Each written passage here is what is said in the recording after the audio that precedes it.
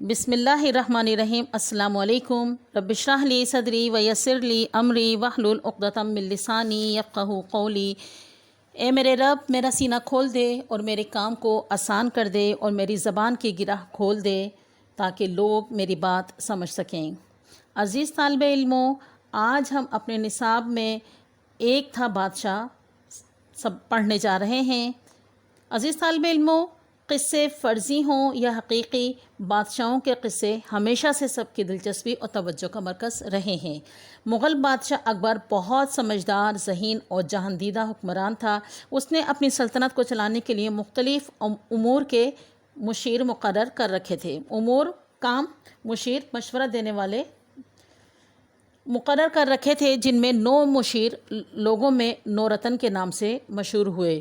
رتن کے معنی قیمتی پتھر، مثلاً ہیرا یا لال کے ہیں۔ ان مشیروں میں سے ایک بیربل بھی تھا۔ بیربل بہت عقل مند، وفادار اور پرمزاح ہونے کی وجہ سے اکبر بادشاہ کو بہت پسند تھا اور بادشاہ اس کے ساتھ دوستوں کی طرح پیش آتا تھا۔ بیربل شہنشاہ کے ساتھ سلطنت اور حکومت کے امور کے علاوہ سیر و تفریح اور کھیلوں میں بھی حصہ لیتا تھا اور چوگان یعنی پولو بھی شہنشاہ کے ساتھ وہ کھیلا کرتا تھا۔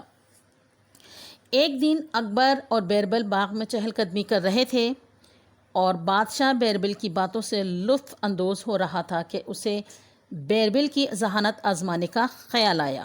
اس نے نیچے پڑی ایک بانس کی چھڑی اٹھا کر بیربل کو دی اور کہا، اس چھڑی کو کاٹے بغیر چھوٹا کر کے دکھاؤ۔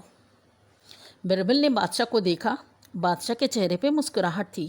بیربل نے کچھ دیر سوچا، ادھر ادھر نظر دوڑائی۔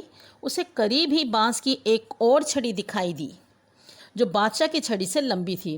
اس نے بادشاہ کی چھڑی زمین پر رکھی اور اس سے تھوڑے فاصلے پر اپنی لمبی چھڑی رکھ دی۔ بادشاہ کی جانب مسکراتے ہوئے دیکھ کر پوچھا، اب بتائیے کون سی چھڑی چھوٹی ہے؟ آپ کی چھڑی اس طرح بغیر کاٹے ہی چھوٹی ہو گئی۔ اکبر ہنسا اور بیربل کے کندھے پر شاباشی کی تھپکی دی۔ بیربل کے اس عمل میں حکمت کی یہ بات بھی چھپی تھی کہ اگر ہم کسی کو مقابلے میں ہرانا چاہیں تو ہمیں اپنی قابلیت بڑھا کر خود کو بہتر کر لینا چاہیے، اپنی ذہانت کا استعمال کرنا چاہیے، ہم خود بخود مقابل سے جیت جائیں گے۔ تو عزیز طالب علموں، امید ہے آپ کو یہ قصہ اچھا لگا ہوگا۔